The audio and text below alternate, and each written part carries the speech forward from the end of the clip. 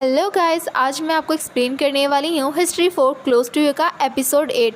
लेकिन उससे पहले मैं आप लोगों को बता देती हूँ, इस वीडियो में कुछ सीन्स और कुछ लाइंस ऐसी हैं जो आपको एम्बैरेसिंग और ऑकवर्ड फील करवा सकती है। तो अच्छा यही होगा कि आप अगर इस वीडियो को देख रहे हैं तो कहीं प्राइवेट में जाकर देखें या फिर ईयरफोन्स का यूज़ कर लें। वरना अगर मम्मी की फ्लाइंग चप्पल आकर आपको लगी तो आप प्लीज़ मुझे उसके लिए ब्लेम मत करना, बिकॉज़ मैं पहले ही आपको वार्न कर देती हूँ। तो चलिए वीडियो शुरू करते हैं। एपिसोड 8 की स्टार्टिंग में हमें मुरान को जायो के साथ एक रेस्टोरेंट में दिखाया जाता है, जहां पर मुरान जायो को बताता है उस रात वाइस प्रेसिडेंट गाओ ने मुरान को ड्रग दे दिया था, जिसकी वजह से मुरान काफ़ी ज़्यादा अनकंफर्टेबल और हॉट फील कर रहा था। लेकिन तभी वहां पर ली चैन आ गया था और उसने वाइस प्रेसिडेंट को उस रूम से भगा दिया था। उसके बाद मुरान ने कुछ टाइम के लिए कोल्ड शावर लिया था, जिस पर जायो मुरान से कहता है कि बस उसने कोल्ड शावर ही लिया था, जिस पर मुरान कहता है नहीं, बल्कि उसने अपने राइट हैंड का भी यूज किया था।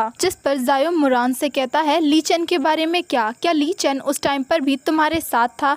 जिस पर मुरान याद करने लगता है आखिर लास्ट नाइट उस होटल रूम में क्या हुआ था। सीन शिफ्ट होता है और हमें उस नाइट उस होटल रूम का दिखाया जाता है, जहाँ पर मुरान को जब वाइस प्रेसिडेंट गाओ ने ड्रग दिया था तब उसकी वजह से मुरान काफ़ी ज़्यादा अनकंफर्टेबल और हॉट फील कर रहा था।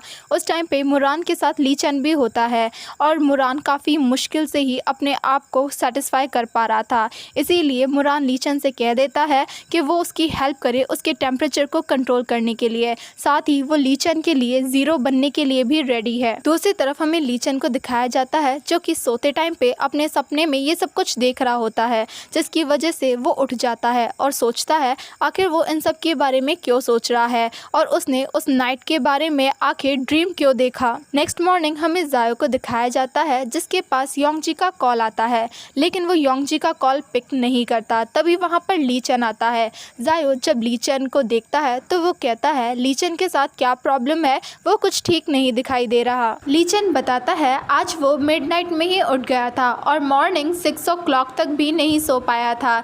जिस पर जायो पूछता है तुम सो नहीं पाए क्या, तुमने कोई नाइटमेयर देखा था? तभी मुरान अपने रूम से बाहर आ जाता है। ली चैन जब मुरान को देखता है तो वो बहुत ही अनकंफर्टेबल फील करने लगता है। जायो ली चैन से उसकी ड्रीम के बारे में पूछने लगता है, जिस पर ली चैन कहता है कुछ भी नहीं और वो टॉपिक चेंज करने के लिए जायो से कहता है उसे लगता है आज जायो के पास बहुत सारा फ्री टाइम है, इसीलिए उसने जल्दी उठकर ब्रेकफास्ट बना दिया है। जिस पर जायो बताता है आज उसकी आफ्टरनून में एक इम्पॉर्टेंट मीटिंग है, जिसकी प्रिपरेशन के लिए उसे जल्दी ऑफिस जाना है। जायो जाने से पहले ली चैन को कुछ हेल्थ सप्लीमेंट्स देता है और कहता है जब कभी भी वो कुछ ज़्यादा ही बिजी हो जाता है और उसके पास सोने का भी टाइम नहीं होता तब वो इन हेल्थ सप्लीमेंट का यूज़ करता है, जिसकी वजह से वो काफ़ी अच्छा फील करता है। ये सुनने के बाद ली चैन भी जायो से वो सप्लीमेंट्स ले लेता है। जायो जब डिश वॉश करने के लिए जा रहा था तभी मुरान उसे रोक लेता है और कहता है जायो इन सबको रहने दे, बिकॉज बाद में मुरान इन सबको क्लीन कर देगा। जिस पर जायो मुरान को थैंक यू कहकर वहाँ से चला जाता है।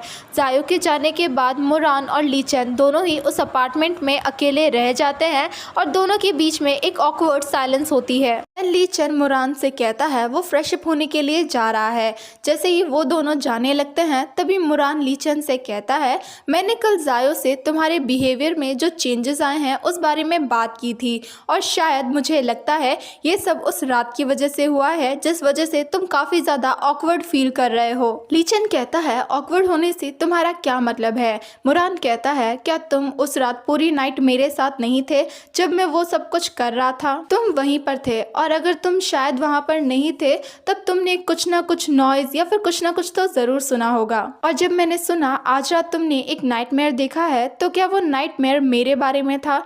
यहाँ पर मुरान साफ साफ ली चैन से पूछ लेता है क्या उसने जो नाइटमेयर देखा है वो मुरान से रिलेटेड है, जिस पर ली चैन मुरान से कुछ भी नहीं कहता। मुरान जब ये नोटिस करता है तो वो एकदम शॉक हो जाता है और कहता है तुमने एक्चुअली मेरे बारे में ड्रीम देखा, जिस पर ली चैन कहता है ये कैसे पॉसिबल इम्पॉसिबल है, ये हो ही नहीं सकता। अगर मैं तुम्हारे बारे में कोई ड्रीम भी देखता हूँ तो वो नाइटमेयर कैसे हो सकता है? और उस रात पूरा टाइम मैं बस तुम्हारे ही साथ था। उस नाइट मैंने कुछ एडल्ट इमेजेस देख ली थी, लेकिन इस बात से कोई भी फर्क नहीं पड़ता बिकॉज हम दोनों ही मेंस हैं। मुरान कहता है ऑफ कोर्स इस बात से कोई भी फर्क नहीं पड़ता बिकॉज मैं अपनी बॉडी को लेकर एकदम कॉन्फिडेंट हूँ। मैं बस डरा हुआ था कहीं तुमने उस नाइट कुछ देख तो नहीं लिया जिसकी वजह से तुम इतना ऑकवर्ड और एम्बैरेसिंग फील कर रहे हो। जिस पर ली चेन कहता है डेफिनेटली तुम्हारी फिंगर्स बहुत ही ज्यादा प्रिटी है और तुम्हारी जो पास्ट गर्लफ्रेंड थी वो बहुत ही ज्यादा लकी थी। साथ ही तुम्हारा वो पार्ट मुझसे उतना ही छोटा है जितना तुम हो।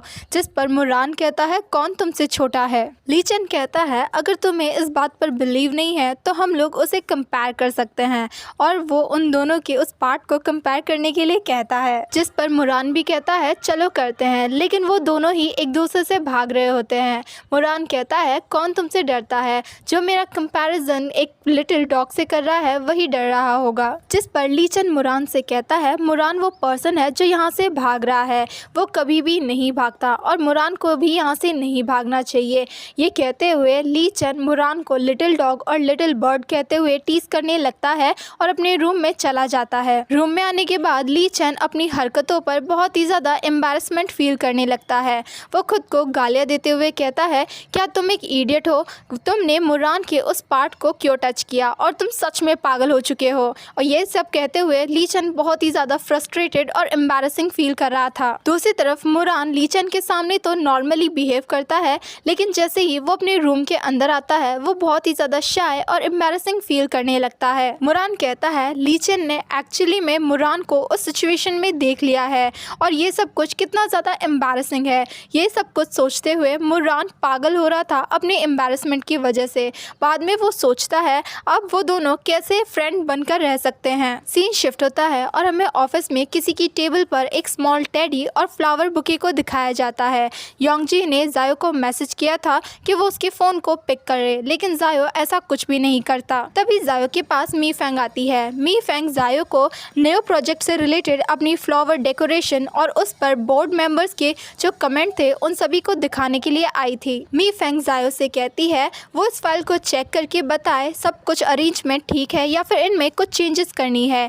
जिस पर जायो कहता है वो अपनी मीटिंग के बाद इस फाइल को चेक कर लेगा। वांग जायो को बताती है आज उनकी जो मीटिंग फोटोग्राफी डिपार्टमेंट के साथ होने वाली थी उसका टाइम हो चुका है। जब वो सभी मीटिंग के लिए जा रहे होते हैं तभी मी फेंग जायो से कहती है डायरेक्टर लगता है आजकल आप अच्छे से रेस्ट नहीं कर रहे हैं बिकॉज आपकी आंखों के नीचे डार्क सर्कल हो चुके हैं। जिस पर वांग भी कहती है डायरेक्टर आपको अपने लिए प्रॉपर रेस्ट लेना चाहिए, आप लास्ट टाइम की तरह दोबारा से बीमार मत हो जाना। जिस पर जायो उन दोनों से कहता है वो बिल्कुल ठीक है और उन दोनों को उन लोगों के कंसर्न के लिए थैंक यू भी बोलता है। जायो बताता है रिसेंटली उन लोगों का डिपार्टमेंट पहले से ज्यादा एक्टिव है और वो न्यू प्रोजेक्ट की वजह से पहले से ज्यादा बिजी हो गया है, लेकिन वो बिल्कुल ठीक है। जायो एक फाइल वांग को देते हुए कहता है वांग इन डॉक्यूमेंट्स की कुछ कॉपियां निकाल ले बिकॉज मीटिंग में इन डॉक्यूमेंट्स की जरूरत होगी। जिस पर वांग जायो को ओके कहकर अपने काम पर चली जाती है। कुछ टाइम के बाद जायो के पास एक वीडियो आता है जिसमें योंगजी रूफटॉप पर एकदम एंड में खड़ा होता है, जिसे देखकर जायो बहुत ही ज्यादा घबरा जाता है और वो योंगजी के पास जाने के लिए भागकर जाने लगता है। सीन शिफ्ट होता है और हमें योंगजी को किसी बिल्डिंग की रूफटॉप पर एकदम एंड में खड़ा हुआ दिखाया जाता है। वहाँ पर योंगजी को ढूंढता ढूंढता जायो भी आ चुका होता है। जायो योंगजी के पास जाता है और कहता है तुम ये सब कुछ क्या कर रहे हो। जिस पर योंगजी जायो से कहता है फाइनली तुम यहाँ पर आ गए। जायो वहाँ पर कहता है तुम ये सब कुछ क्या कर रहे हो, तुम ये सब कुछ सिर्फ मेरा अटेंशन पाने के लिए कर रहे थे ना, तो ठीक है मैं यहाँ पर आ चुका हूँ तो तुम वहाँ से नीचे उतर जाओ। जिस पर योंगजी जायो से कहता है तुम ऊपर आओ। जिसे सुनकर जायो कहता है तुम ये सब कुछ क्या कह रहे हो, तुम वहाँ से अभी के अभी नीचे उतरो। योंगजी कहता है मैं यहाँ से जंप करने वाला नहीं था, मैं बस तुम्हें अपनी फीलिंग समझाना चाहता था, तो तुम प्लीज ऊपर आ जाओ। जिस पर जायो योंगजी के पास उस रूफटॉप के कॉर्नर पर पहुँच जाता है। योंगजी जायो से कहता है क्या ये सब कुछ स्कैरी है, जिस पर जायो कहता है ऑफ कोर्स ये बहुत ही ज़्यादा ऊंचा है और अगर तुम यहाँ से गिरे तो डेफिनेटली तुम मर जाओगे। जिसे सुनकर योंगजी स्माइल करने लगता है। जायो जब ये देखता है तो वो शॉक हो जाता है और कहता है तुम अभी भी स्माइल कर रहे हो, जिस पर योंगजी कहता है ऐसा ही कुछ मैं अभी फील कर रहा हूँ। योंगजी यहाँ पर जायो को अपनी फीलिंग के बारे में बताना स्टार्ट करता है। वो कहता है जब वो 10 साल का था तब उसने ऐसा ही कुछ फील किया था। उसके डैड की डेथ अचानक से हो गई थी और उसकी मॉम एवरीडे मनी अर्न करने में बिजी रहती थी और मुझे हमेशा अपने अनवेलकमिंग रिलेटिव्स के घर पर रहना पड़ता था। ये फीलिंग कुछ ऐसी ही थी जैसे कि मैं किसी हाई प्लेस के कॉर्नर पर खड़ा हूँ और बहुत सी तेज़ हवाएं चल रही है, लेकिन उस समय किसी ने भी मुझे होल्ड करके नहीं रखा। ये सब कुछ मेरे लिए उस टाइम पर बहुत ही ज़्यादा स्कैरी था, लेकिन मैं अपनी फीलिंग्स को शो नहीं करना चाहता था बिकॉज मैं अपनी मॉम को अपने लिए वरिड नहीं करना चाहता। मैं उस सिचुएशन में तब तक था जब तक मैं 10 इयर्स का था, फिर तुम अचानक से मेरी लाइफ में आ गए। देन हमें पास्ट का एक सीन दिखाया जाता है जहाँ पर जायो योंगजी को ढूंढता हुआ इसी रूफटॉप पर आया था। योंगजी इस रूफटॉप पर ही छिपा हुआ था। जायो उसे देख लेता है लेकिन उसके पास नहीं जाता और दूर से ही उसे अपनी फीलिंग्स के बारे में बताने लगता है। जायो बताता है जब मेरी मॉम की डेथ हो गई थी तब मैं यहाँ पर अक्सर आया करता था। उस टाइम पर मेरे डैड काम में इतना ज़्यादा बिजी हो गए थे कि उनके पास मेरी केयर करने के लिए भी टाइम नहीं होता था। मुझे हमेशा इस बात से डर लगता था कहीं मेरी डैड दोबारा से शादी कर ले और मेरी स्टेप मॉम मुझे पसंद ना करे। योंगजी दूर बैठा हुआ जायो की बातों को काफ़ी ध्यान से सुन रहा होता है। जायो दोबारा से कहना स्टार्ट करता है लेकिन जब डैड तुम लोगों को घर पर लेकर आए तो मुझे फील हुआ मैं बेवजह ही परेशान हो रहा था। मुझे तुम और मॉम बहुत ही ज़्यादा पसंद है और तुम लोग ही मेरी फैमिली हो। देन योंगजी वहाँ से निकलकर जायो के पास आ जाता है और उसे पहली बार ब्रदर कहता है, जिस पर जायो भी योंगजी के हैंड्स को होल्ड कर लेता है। जायो योंगजी से कहता है अभी से मैं तुम्हारा ब्रदर हूँ और तुम मुझे अपनी फैमिली में काउंट कर सकते हो, मैं तुम्हें छोड़कर कभी भी नहीं जाऊँगा। देन जायो योंगजी के सर पर प्यार से हाथ फेरने लगता है। जायो कहता है ओके देन घर चलते हैं। इसी के साथ ये फ्लैशबैक यहीं पर ख़त्म होता है। देन हमें प्रेजेंट का सीन दिखाया जाता है जहाँ पर योंगजी जब जायो को ये सब कुछ बता रहा होता है तो वो बहुत ही ज़्यादा इमोशनल हो जाता है। वो जायो से कहता है मैं अभी भी यहीं पर खड़ा हूँ और हवाएं वैसे ही चल रही है, लेकिन तुमने ऑटोमेटिकली मेरे हाथ को पकड़ा हुआ है। क्या तुम वही बातें दोबारा रिपीट कर सकते हो जो तुमने मुझसे पहले कही थी कि मैं तुम्हें अपनी फैमिली में काउंट कर सकता हूँ और तुम मुझे छोड़कर कभी भी नहीं जाओगे। योंगजी की ये सारी बातें सुनकर जायो बहुत ही ज़्यादा इमोशनल हो गया था। योंगजी दोबारा से कहना स्टार्ट करता है कोई भी फ़र्क नहीं पड़ता चाहे मैं कम्प्लीटली फ्रोज़न क्यों ना हो, लेकिन तुम्हारे हैंड्स हमेशा ही वार्म रहते हैं। कोई फ़र्क नहीं पड़ता हवाएं कितनी ज़्यादा तेज़ चलती है या फिर कितनी ठंडी है, बिकॉज जब भी मैं तुम्हारे साथ होता हूँ मुझे काफ़ी वार्म फील होता है। सो तुम प्लीज़ मुझे इग्नोर मत करना बिकॉज मुझे तुम्हारी ये वार्मनेस बहुत ज़्यादा पसंद है। मैं तुम्हारी ये वार्मनेस खोना कभी भी हैंडल नहीं कर पाऊँगा, तो प्लीज़ तुम मुझे कभी भी छोड़कर मत जाना। योंगजी ये कहते टाइम पे बहुत ही ज़्यादा रो रहा होता है, जिसकी वजह से जायो भी इमोशनल होकर योंगजी के हैंड को टाइटली होल्ड कर लेता है। देन सीन शिफ्ट होता है और हमें मुरान को दिखाया जाता है जो कि कंपनी में एलिवेटर का वेट कर रहा होता है। तभी वहाँ पर ली चन आ जाता है। ली चन मुरान से कहता है क्या वो नीचे जा रहा है, जिस पर मुरान कहता है नहीं वो क्लाइंट से मीटिंग करने के लिए उनके बताए हुए प्लेस पर जा रहा है, जिस पर ली चन कहता है मैं भी। मुरान यहाँ पर ली चन को बताता है जायो ने उसे मैसेज करके बताया है कि वो आज रात घर पर नहीं आएगा, जिस पर ली चन कहता है मैं ऑलरेडी जानता हूँ, इसका मतलब आज रात हम दोनों साथ में सोएंगे। बाद में ली चन को रियलाइज़ होता है आखिर उसने क्या कह दिया, तो वो अपनी बातों को सही करते हुए कहता है मेरा मतलब है आज रात घर में हम दोनों साथ में सोएंगे। देन ली चन को रिग्रेट होने लगता है आखिर वो बिना सोचे समझे कुछ भी क्यों कह देता है। दूसरी तरफ मुरान एलिवेटर के बटन को बार बार प्रेस किए जा रहा था और वो इतना ज़्यादा नर्वस होता है कि वो अपने फिंगर्स के नेल को बाइट करना स्टार्ट कर देता है। दूसरी तरफ ली चन भी मुरान की ये सभी हरकतों को नोटिस कर रहा था और और वो स्माइल करते हुए मन में सोचने लगता है मुरान जब भी नर्वस होता है वो अपने फिंगर के नेल्स को बाइट करना स्टार्ट कर देता है और मुरान के बार बार एलिवेटर के बटन को प्रेस करने से एलिवेटर की स्पीड नहीं बढ़ने वाली। लीचन को मुरान की ये सभी हरकतें बहुत ही ज़्यादा क्यूट लगती है और वो मन ही मन में मुरान को क्यूट कह देता है। मुरान तभी लीचन की तरफ देखता है और वो लीचन से कहता है अभी तुमने क्या कहा? जिस पर लीचन मुरान से कहता है मैंने तो कुछ भी नहीं कहा, तुमने ज़रूर कुछ गलत सुन लिया होगा। तभी मुरान एलिवेटर के अंदर चला जाता है और लीचन भी वहाँ पर आ जाता है। दूसरी तरफ हमें योंगजी को दिखाया जाता है जो कि काफ़ी गहरी नींद में सो रहा होता है। योंगजी के पास ही जायो बैठा होता है जिसने योंगजी के हैंड को काफ़ी टाइटली होल्ड किया होता है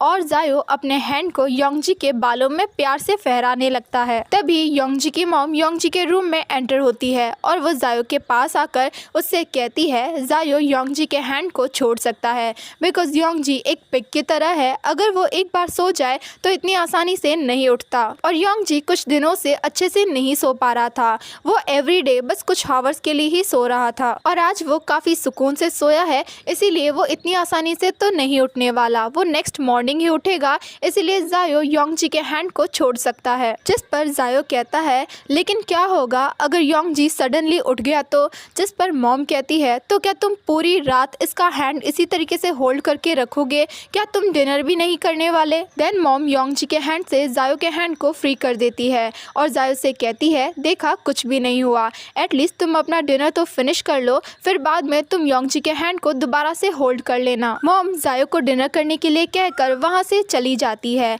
और जायो भी अपनी मॉम के पीछे योंगजी को देखते देखते उस रूम से बाहर आ जाता है और उस रूम के डोर को काफी पीसफुली बंद कर देता है। देन जायो अपनी फैमिली के साथ होता है जहाँ पर जायो के डैड उससे कहते हैं ये काफी रेयर है जब तुम किसी वीक घर वापस आते हो, और वो जायो को अपने साथ ड्रिंक करने के लिए कहते हैं। जिस पर जायो भी अपने डैड को ओके कर देता है। मॉम डैड से कहती है जायो को कल वर्क पर भी जाना है तो वो लिमिट में ड्रिंक करे। मॉम जायो से भी कहती है अगर जायो को कभी अपने वर्क से टाइम मिले तो उसे कभी कभी घर भी वापस आ जाना चाहिए। जिस पर डैड कहते हैं जायो को प्रेशर करने की कोई भी ज़रूरत नहीं है, वर्क बहुत ही ज़्यादा बिजी होता है, अगर जायो को कभी टाइम भी मिलता है अपने वर्क से तो उसे अच्छे से रेस्ट करना चाहिए, वरना उसे घर वापस आने की कोई ज़रूरत नहीं। जिस पर जायो कहता है वो फ्यूचर में डेफिनेटली अपने घर वापस आया करेगा। डैड कहते हैं अगर तुम कभी भी घर वापस आओ तो तुम सबसे पहले अपनी मॉम को इन्फॉर्म कर देना ताकि वो तुम्हारे लिए फूड तैयार करके रख सके। देन वो सभी लोग डिनर करते हुए अपना फैमिली टाइम भी इंजॉय करने लगते हैं।